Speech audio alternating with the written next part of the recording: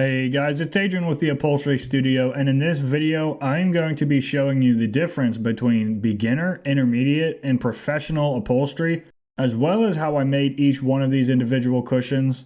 So if you're looking to get into upholstery or even trying to up your game to the next level, I would definitely keep an ear out because there's some good information in this video specifically for you. We're going to start with the beginner cushion first, and the idea with this cushion is to make it as simple as possible. And when everything's all said and done, this cushion will only require 2 seams to have it completely sewn up. Now, as you just saw, I traced the board onto the vinyl and I added a 1/2 inch seam allowance around the entire edge. And that is going to be the main body of the cushion. For the boxing, I'm going to cut a strip that's slightly longer than the full perimeter of the board, so I have a little bit extra to work with when I join the 2 ends together. And as you saw, I just used the main body piece to determine how long to make it. As for the thickness of the boxing, it doesn't necessarily matter how thick you make it. You just want to make sure you have plenty of material to work with when you go to staple and pull it around the bottom. So in this case, I'm using 2-inch foam and a 1/2 inch board. So I made this boxing 4.5 inches to give me plenty to work with, but not too much to where I'm wasting material. Next, I add the foam to the board. And the easiest way I've found to do this is to use spray glue to the top side of the board. Then you just press it down onto an oversized sheet of foam. And once you've given it a few seconds to bond, I make a rough outline about 1/4 inch around the perimeter. And what that does is it makes the cushion slightly oversized, which is exactly what you want because it ensures when the skin goes on and gets stapled, the foam is going to fill every spot out, keeping it nice and tight and free of any ugly wrinkles or loose spots. And from here, I sew the boxing to the main body just like normal, making sure to sew in a 1/2 inch following that seam allowance that I added. And since this is a beginner cushion, I didn't put any focus on design because the entire goal is to keep it simple. And a staple-on cushion like this greatly reduces the amount of sewing needed.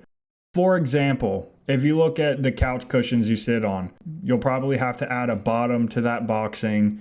You may need a zipper, or you may even need to throw in some piping. But with this basic construction, all you have are 2 seams, the boxing and joining the 2 ends of the boxing. But just because it's simple doesn't mean it's irrelevant. So I challenge you, the next time you're out and about at a restaurant or like a hospital waiting room, just take a second and look at the seats around you, because you'll be surprised at how often the upholstery you see out in the wild is exactly like this. Super simple, easy construction, no fancy details, because realistically, it's about 90% of upholstery, at least from what I've seen. Now what this means is that the barrier to entry is actually much lower than most people think, because with this basic method, you can realistically start picking up small jobs or even build a little side hustle out of your garage.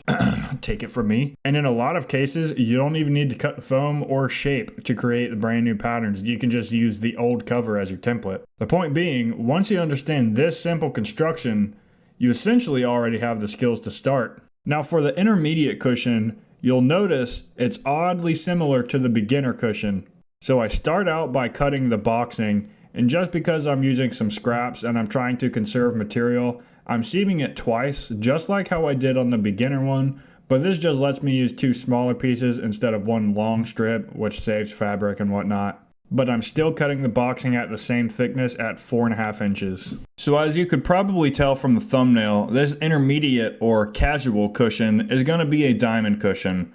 And there's actually a lot of reasons why I like making these diamond stitch cushions, but the biggest one for sure is they hide your mistakes insanely well. For example, think back to the beginner cushion. If you messed up a corner and it just came out absolutely whack, it sticks out like a sore thumb because a cushion is plain and simple and there's just not a whole lot going on, and that's the first thing your eyes are going to be drawn to. Compared to a diamond stitch cushion, it's the complete opposite because it's busy, there's lots of texture, there's depth, and your eyes just have so much to look at, all the small errors completely disappear. And the likelihood somebody notices a small little blemish is practically 0. So when we make these diamonds, I usually glue 1/4 inch foam to the back of the material that gives the diamonds some structure, so when the light hits them, you can get those deep shadows, and it really achieves that nice luxurious looks. But it also makes it incredibly hard to spot anything. So if you're sitting there thinking, oh, I can't do this, it's way above my skill level, I'm telling you right now, I completely disagree. because all you need to do is just sew straight lines. And that's literally sewing 101. Because if you can draw some lines and then trace them even halfway decently, you can make a phenomenal diamond stitch cushion. Because to be completely honest, I've made plenty where looking at them up close, some of the lines are extremely questionable. You would think I fell asleep behind the sewing machine. But once the cushion was completely assembled and finished, I'm telling you this now, not one person has ever noticed. And that's just because it doesn't really matter if some things are slightly off when you have so much going on. But the only real downside is they're extremely tedious. And that's pretty much it. So it's not about skill.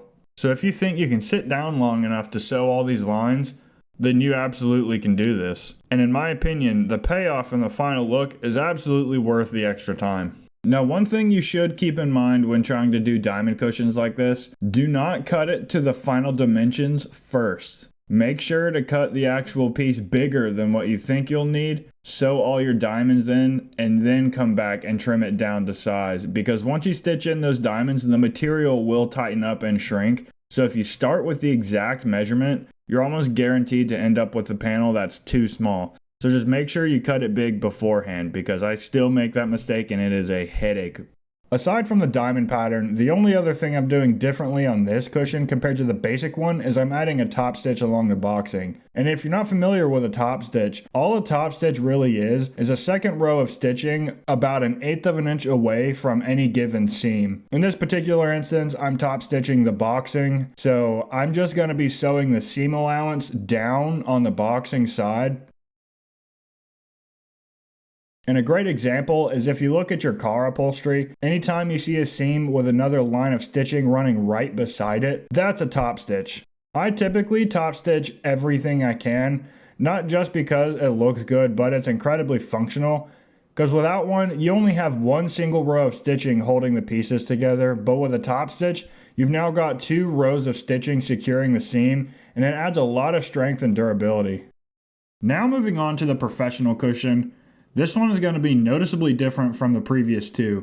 When I was thinking about how to improve this design, I knew I wanted to stick with the diamonds, but I want to take it up a notch. So instead of the standard single line diamonds we used on the casual cushion, I'm going to be doing what I call double diamonds. And basically, every line that would normally be a single stitch is now going to be 2 parallel stitches, a 1/2 inch apart. Now what that does is it widens the spacing between each diamond, giving it, in my opinion, more definition and a really clean high-end look, especially when the light hits it. The trade-off though, double diamonds, meaning double the stitching, meaning double the time. Because when regular diamond panels already take a little bit, double diamond panels are going to take even longer. But because that's the main feature of this cushion and I like the way it looks so much, I think it is worth the extra effort. The second design element I wanted to add was shape. Now you'll see when I'm cutting the foam, the center section is 2 inches thick, while the ends are going to be 4 inches. And I'm going to taper those down and carve the profile a little bit using a janky homemade foam shaper.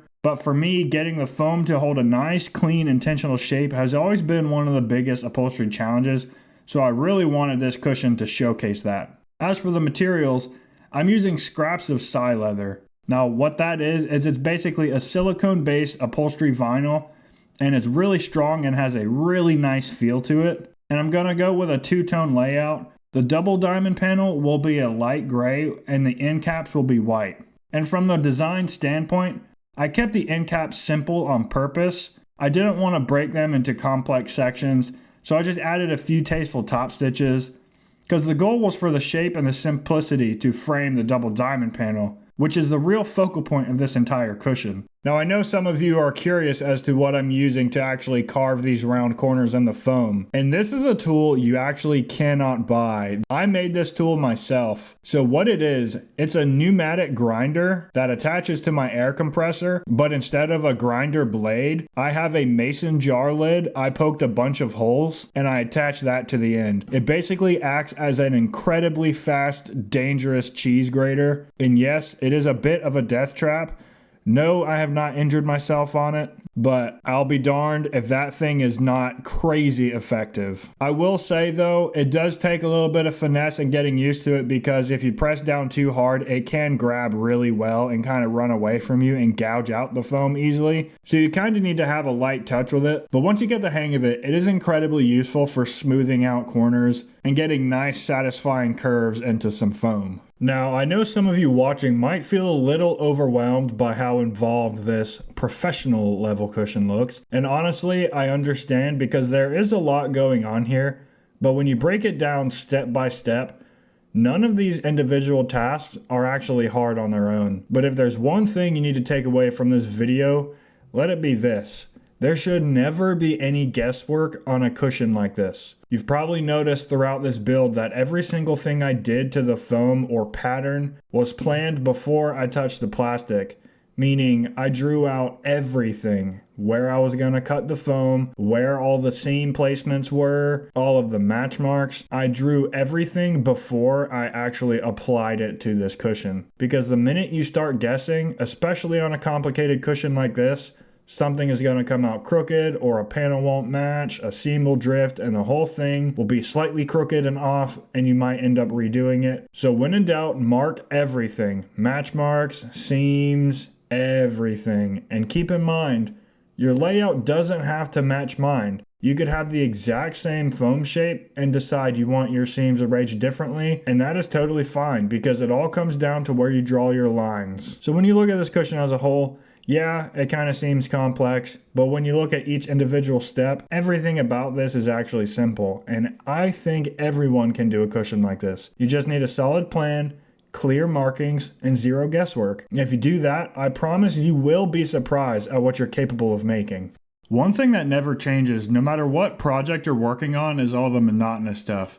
Tracing the panels, gluing the foam, all those repetitive steps. And that's just a part of the process, because every exciting project still has its boring bits, and upholstery is no different. But with all that said, any of the tools and materials you see me use in the video, including the spray glue, I will link as many of them as I can in the description. And if you have any questions about what I'm using or why I'm doing something in a certain way that I didn't explain in the video, feel free to drop a comment, and I will do my best to update the description and all the links and everything, so everything's easy for y'all to find. Earlier, when I was talking about the design of this cushion, I mentioned that I want to give it some real shape, which is why I did all that crazy stuff with the foam. And I know some of you are probably wondering how that shape is actually going to stay there. With the first two cushions, everything was flat and rectangular, so it was easy to visualize. But this one has that slight concave profile, so I have to go about it a different way. And here's how I handled it. The first thing you're going to notice I sew on the main body are strips of material that I've already measured out and marked on the inside of the piece. When everything's all said and done, those strips are going to get stapled down between the foam layers. That connection point is going to become the anchor that pulls the seam down once the cushion is stretched and stapled over the board. And that is what's going to keep the material tucked into that concave section and helps the cushion hold its shape permanently. If you want a comparison, think about the driver's seat in your car. The part you sit on has those rayed bolsters or wings on the sides. Those shapes are held in place by the exact same idea.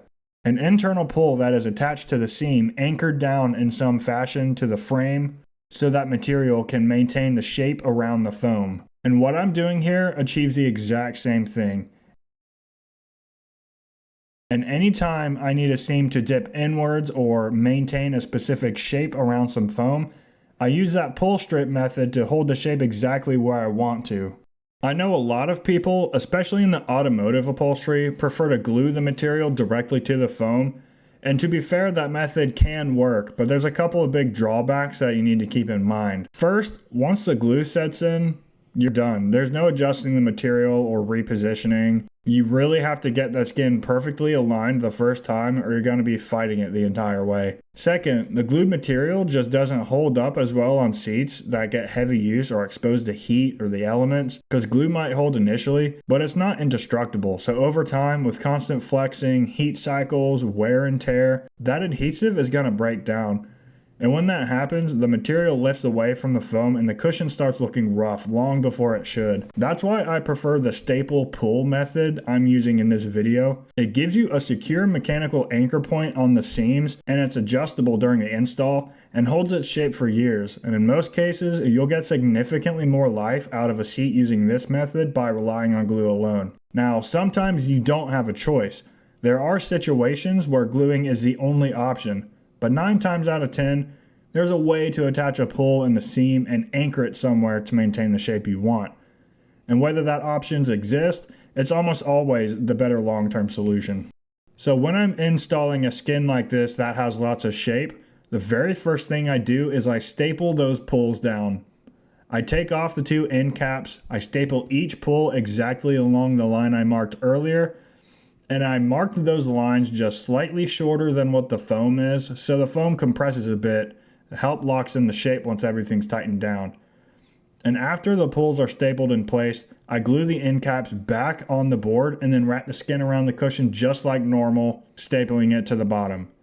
But before you do any of that, you want to make sure you glue a thin sheet of plastic over your foam. This makes the skin slide over the foam smoothly. Because if you try sliding vinyl or fabric directly over raw foam, the friction is insane. It grabs and it will not move. So on every single cushion I build, I make sure I always glue a plastic layer first because that makes the entire installation process way easier.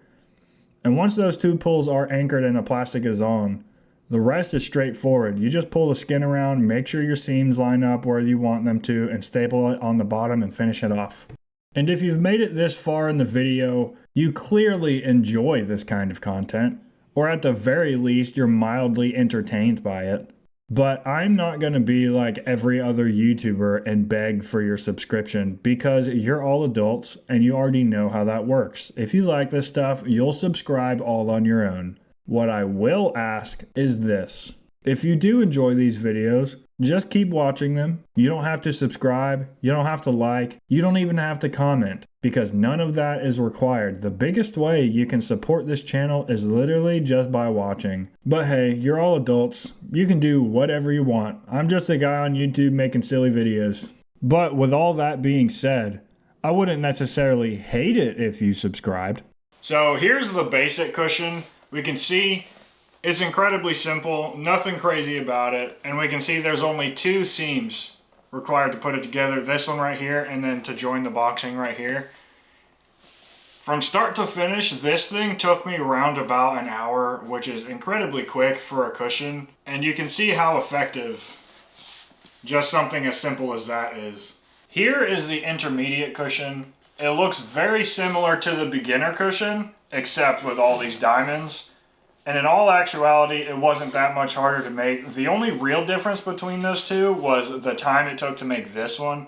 You gotta be a little bit more tedious, but other than that, it's a fairly reasonable step up from beginner, in my opinion. We can see all the diamonds look really good. And by no means did I sew this perfectly, but I'd be willing to bet you can't really find a flaw with this. As cocky as that sounds, I'd say it looks rather good. Boom. And here's a professional cushion. You can see how the double diamonds give each diamond a good bit of separation, and I think this looks better than regular diamonds. Regular diamonds look awesome, but I think this just looks a little bit better, makes each diamond look a little bit more crisp. And then you can see the shape I added to it. All in all, this wasn't that difficult either. There's just a lot more steps. But really, that's the only difference between any beginner, intermediate, and professional level anything is just each one has more steps to take. But you can see how even something like this, when you break it down, isn't all that hard. But I would be willing to bet, now that you know a little bit more of how these types of cushions are made, this probably doesn't seem all that difficult to you, or at least a little bit more approachable than it did in the beginning. That was my goal. But if you like this video, I got some other ones that you might like as well, and I'll see you in the next one.